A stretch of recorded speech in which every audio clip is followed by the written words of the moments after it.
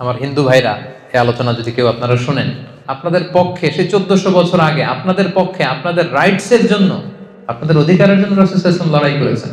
তারা যে মূর্তির পূজা করে, ওই দেবী মূর্তি, এগুলোকে তোমরা গালি দিও না, খবরদার। এটা কোরআনের ডোন্স। কোরআন বলেছে খবরদার, ওদের প্রতিমা, ওদের মূর্তি, ওদের দেবদেবী, এগুলোকে গালি দিও না। দিলে কি হবে? ওরা আল্লাহকে গালি দিবে, ফলে তুমি কেমন যেন আল্লাহরে গালি খাওয়ানোর কারণ হলো না, ঠিক কিনা? কারণ তুমি তো ওদের দেবীকে গালি না দিলে ওরা তোমার আল্লাহর গালি দিত না। সংখ্যালঘুকে যদি অন্যায়ভাবে কেউ হত্যা করে, আল্লাহ রাসূল সাল্লাল্লাহু আলাইহি ওয়াসাল্লাম বললেন কিয়ামতের দিন সে জান্নাতে তো যাবেই না, জান্নাতের ঘ্রাণও পাবে না। আপনি নামাজ পড়তে পড়তে কপালে দাগ ফেলাই দিয়েছেন, দাড়ি রাখতে রাখতে এত লম্বা জুব্বা, এরপরে হিন্দুদের বাড়ি দখল করতেছেন আর বলতেছেন আপনি বড় হাজী সাহেব। আল্লাহ রাসূল সাল্লাল্লাহু আলাইহি ওয়াসাল্লাম বলছেন কিয়ামতের দিন আল্লাহ রাসূল ওই হিন্দুর পক্ষে থাকবে, আপনার বিপক্ষে। জন্য খবরদার। সংখ্যালঘুদের ব্যাপার দেখেন ইসলাম কত কঠিন হুঁশিয়ারি দিয়েছে। এই যে কিছুদিন আগে আপনারা কুমিল্লার নানুয়া দিঘির পাড়ে আপনারা শুনেছেন, এক হনুমানের পায়ের মধ্যে কোরআনের কপি রাখা থেকে শুরু করে কি তুল কালাম কাণ্ড হয়ে গেল। সেখানে মুসলিমরা যে আক্রমণ করতেছে হিন্দুদেরকে, হিন্দুরা আবার তেড়ে আসতেছে মুসলিমদের দিকে। এই যে একটা ভয়ঙ্কর অবস্থা। তো এগুলো আসলে অনেক রাজনৈতিক উদ্দেশ্য হাসিলের জন্য, নিজেদের ফায়দা হাসিলের জন্য কিছু দুষ্কৃতিকারীরা কিন্তু এটা করে। আদতে কিন্তু বাংলাদেশে এরকম দাঙ্গার হিস্ট্রি নেই। আমরা কিন্তু আবহমান কাল থেকে হিন্দু মুসলিম একসাথে, মানে একই সাথে আমাদের রোজাও চলে, এদের আবার পূজাও চলে এক সময়। আমরা তাফসীর প্রোগ্রাম করলে এরা, এদের ঢোল বাদ্য বাজানোর প্রোগ্রাম থাকলে এরা আকপিস করে দেয়। আবার আমরা যদি আগে জানি ওখানে হিন্দুদের বড় প্রোগ্রাম, আমরা আমাদের তাফসীর প্রোগ্রামকে একটু আকপিস করি। তো এই সুসম্পর্ক সম্প্রীতি কিন্তু আমাদের দেশে আছে। তো এত সুখ আবার অনেকের পছন্দ হয় না। বাংলাদেশে এত সমৃদ্ধি, এত সম্প্রীতি, ফলে কিন্তু নানা ধরনের ষড়যন্ত্রের কবলে আমাদের এই বাংলাদেশের সম্প্রীতি কিন্তু এখন হুমকির মুখে আমরা দেখতে পাচ্ছি। তো এগুলো থেকে বেরিয়ে আসার উপায় কি এবং ইসলাম আমাদেরকে কি গাইডলাইন দেয়, এই বিষয়ে আজকে আমরা কথা শুনবো। তাহলে মূল টপিক ছিল what should be our relation with the people of different faith, আর সাব টপিক কি কি থাকবে এটা আমি আপনাদের সাথে শেয়ার করলাম। পুরো বুঝতে পেরেছেন ব্যাপারটা? কি নিয়ে আলোচনা করব? বোরিং হচ্ছে না তো আপনারা? তো প্রথমে আমরা বলবো যে অমুসলিমরা আমাদের বন্ধু হতে পারবে কিনা। এই ব্যাপারটা নিয়ে কথা বলতে যে আমাদের অনেক মুসলিম ভাই বোনেরা একটু সংশয়ে থাকেন কোরআনের কয়েকটা আয়াত নিয়ে। আয়াতগুলো কি একটু বলি। এক নম্বর হচ্ছে সূরা আলে ইমরানের 28 নম্বর আয়াতের অর্থ করতে যে একটু গুলিয়ে ফেলেন। আল্লাহ তাআলা সেই আয়াতে বলছেন লা ইয়াত্তাখিদিল মুমিনুনাল কাফিরিনা আউলিয়া মিন দুনিল মুমিনিন, অর্থাৎ বিশ্বাসীরা, মুমিনরা যেন মুমিন ছাড়া অন্য কাউকে, মানে কাফির কাউকে, কাফিরদেরকে যেন আউলিয়া হিসেবে গ্রহণ না করে। রিপিট, আমার আবারও বলছি, বিশ্বাসীরা যেন আরেক বিশ্বাসীকে ছাড়া কোনো কাফিরকে তাদের আউলিয়া না বানায়। এখন আউলিয়া মানে কি? আউলিয়ার অর্থ করতে যে অনেকে অর্থ করে বন্ধু, অনেক ট্রান্সলেশনে কি বলে? বন্ধু। আসলে এই অর্থটা ভুল। মুমিন যেন মুমিন ছাড়া অন্য কাউকে বন্ধু না বানায়, কথাটা ঠিক না। তাহলে সঠিকটা কি আমরা বলবো এখনই। আরেকটা আয়াত এরকম আছে, কনফিউশনে পড়ে যায়। সূরাতুল মায়েদার 51 নম্বর আয়াত, আল্লাহ তাআলা বলছেন ইয়া আইয়ুহাল্লাযীনা আমানু লা তাত্তাখিযুল ইয়াহুদা ওয়ান নাসারা আউলিয়া, মানে ওহে বিশ্বাসীরা, তোমরা ইহুদি নাসারাদেরকে তোমাদের আউলিয়া বানিও না। এটার অর্থ অনেকে করে কি? বন্ধু। তার মানে এই দুই আয়াতের অর্থ করতে যে অনেকে বলে মুমিন যেন মুমিন ছাড়া কোনো কাফিরকে আউলিয়া না বানায়, মানে বন্ধু না বানায়। আবার পরের আয়াতে ওহে বিশ্বাসীরা, খবরদার ইহুদি নাসারাদেরকে তোমাদের আউলিয়া বানিও না। অর্থ কি করে? বন্ধু বানিও না। এই ব্যাপারটাতে সংশয়। আসলে আউলিয়া শব্দটা হচ্ছে বহুবচন, এর এক বচন হচ্ছে ওয়ালি। আমরা বলি না ওয়ালি, ওয়ালি ওলি বলি না, ওলি বড় আল্লাহর ওলি, এই ওলি আর কি। শুদ্ধ আরবি হচ্ছে ওয়ালি। তো ওয়ালির প্লুরাল হচ্ছে আউলিয়া। ওয়ালির অনেক অর্থ, বন্ধু বা ফ্রেন্ড, এটাও জন্য একটা অর্থ, আরো অনেক অর্থ আছে। এখানে আসলে পারফেক্ট অর্থ হবে যদি আপনি বলেন যে বন্ধু না বলে যদি অর্থ আপনি গার্ডিয়ান বলেন, প্রোটেক্টর বলেন, ভেরি ইন্টিমেট ক্লোজ ফ্রেন্ডশিপ বলেন, তখন অর্থটা ঠিক আছে। তার মানে সঠিক অর্থ হবে কোনো মুমিন যেন মুমিনকে বাদ দিয়ে কোনো কাফিরকে তার গার্ডিয়ান না বানায়। পার্থক্য আছে না? এক জায়গায় বলা হলো বন্ধু, আর আরেক জায়গায় বলা হচ্ছে গার্ডিয়ান।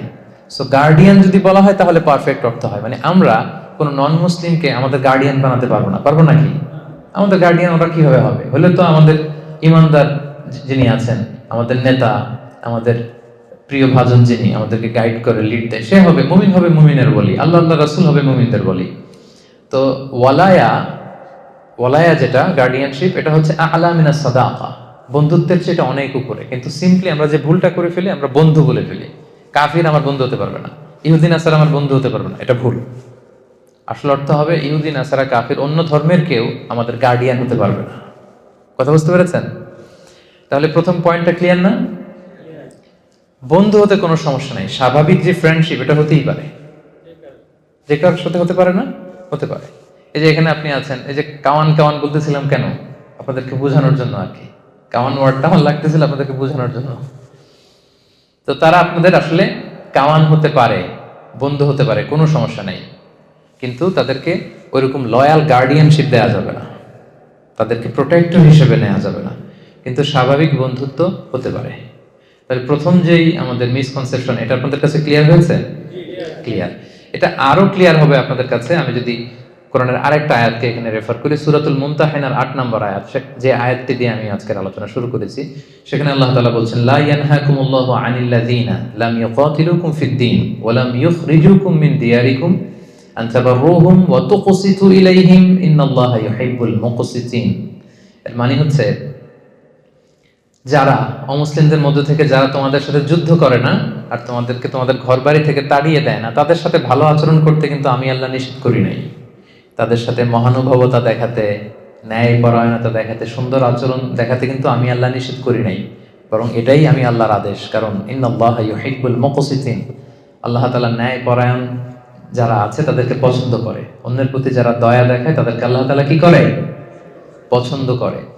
তাহলে আমরা কিন্তু বুঝতে পারলাম দুইটা কাজ যারা করে তাদের সাথে আমাদের সমস্যা, কিন্তু এই দুইটা কাজ যে সমস্ত অমুসলিমরা করছে না আমাদের সাথে, তাদের সাথে আমাদের কোনো ঝামেলা নাই।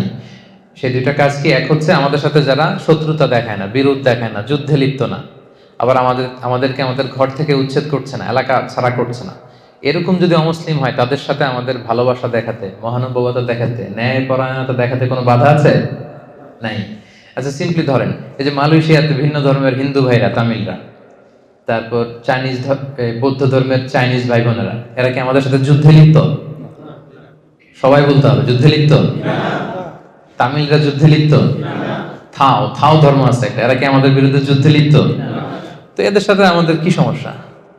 এদের সাথে আমাদের ফ্রেন্ডশিপ হতে পারে, এদের সাথে আমাদের ভালো আচরণ দেখানো লাগতে পারে। আল্লাহ তাআলা পুরো স্পেকট্রামটা উল্লেখ করেছেন, দ্য এন্টায়ার স্পেকট্রাম। বীর আর টেস্ট, বীর মানে হচ্ছে সর্বোচ্চ ভালোবাসা দেখানো, এটা প্রয়োজন আপনি দেখাতে পারেন। মা বাবার প্রতি যে আমরা সদাচরণ দেখাই, এটাকে আরবিতে বলে বিররুল ওয়ালিদাইন। আর টেস্ট হচ্ছে সমান সমান, সে যতটুকু ভালো আচরণ করে আমি অতটুকু করব। তাহলে আল্লাহ সর্বোচ্চ থেকে সর্বনিম্ন সবটার কথা আল্লাহ বললেন। কেউ যদি তোমাদেরকে তেড়ে না আসে, ধর্মযুদ্ধে লিপ্ত না হয়, তোমাদের সাথে তোমাদেরকে ভিটেমাটি ছাড়া করতে না চায়, তাদের সাথে ভালো আচরণ করতে আমি আল্লাহর কোনো নিষেধ নাই। এই আয়াত থেকে এবার বুঝতে পারছেন না যে সুন্দর আচরণ করতে হবে এদের সাথে? আর অন্য ধর্মাবলম্বী ভাই বোনদের সাথে ভালো আচরণ করলেই না তারা ইসলামের দ্য বিউটি অফ ইসলামকে তারা দেখবে, বুঝবে। আপনি সুন্দর সুন্দর ইসলামের কথাগুলো যদি পৌঁছে দেন, মানুষের সাথে শেয়ার করেন, আপনি অবাক হবেন কিভাবে পঙ্গপালের মতো মানুষ, অন্য ধর্মের লোকের আপনার কথা শুনতে আসবে। তারা আপনাকে দেখে ইমপ্রেস হবে, কারণ you are the ambassador of Islam. আমরা প্রত্যেকে ইসলামের অ্যাম্বাসেডর। আমার কাছে সবচেয়ে বেশি ভালো লাগে যে অনেক বিধর্মী ভাইরা আমার সাথে কথা বলতে আসে। এয়ারপোর্টে, বিভিন্ন জায়গায় অনেক হিন্দু ছেলেরা দৌড়ে আসে, বলে হুজুর আপনার সাথে একটা সেলফি তুলবো। অন্যদেরকে না করলেও এদেরকে আমি না করি না। আমি বলি যে হ্যাঁ তোলো, যত মনে চায় তোলো। এই তো গত পরশু বোধহয় বুকিট বিনতাং এরিয়াতে আমার একটা কাজ ছিল, হঠাৎ এক ছেলে দৌড়ে আসছে, দেখে বলতেছে হুজুর একটু গ্লাসটা নামান। তো গ্লাস নামালাম, বলতেছে আমি কি বড়ুয়া যেন বললো, বড়ুয়া। বলতেছে আমি বৌদ্ধ ধর্মের, বাড়ি কোথায়? কক্সবাজার। তো কি করো? এখানে কাজ করি। তো বলে আমি বৌদ্ধ হলেও আপনার আলোচনা সব শুনি, আমি আপনার আলোচনাগুলো আমার খুব ভালো লাগে, আমি অনেক কিছু শিখতেছি। So this is the way. এইভাবেই তো ওদের কাছে পৌঁছতে হবে আমাদের। এমন তো হতে পারে সে আলোচনাগুলো শুনতে শুনতে ইসলামের সৌন্দর্য, ইসলামের এই যে ব্রড সেন্স, ইসলামের এই মাধুর্য, এগুলো দেখে একসময় সে কালেমা পড়ে কিন্তু মুসলমান হয়ে যেতে পারে না? আমাদের অনেক প্রোগ্রামে অনেক অন্য ধর্মের ভাই বোনেরা কিন্তু এসে কালেমা পড়ে মুসলমান হচ্ছে, তারা শাহাদা বাক্য পাঠ করতেছে। তো আপনি যদি ওদের সাথে কথাই না বলেন, আপনি যদি ওদেরকে শত্রু জ্ঞান করেন, তো তারা কি আপনার সাথে মিশতে পারবে? পারবে না, তো কাছেই তো আসতে পারবে না। মুসলিম হওয়া, আমাদের ইসলাম সম্পর্কে জানা তো দূরের কথা। তাহলে সম্মানিত ভাইরা, এটা ক্লিয়ার হলো যে আসলে বন্ধুত্বে, কোনো সাধারণ বন্ধুত্বে কোনো সমস্যা নেই। এবং যারা আমাদের প্রতি হেট্রেড ছড়ায়,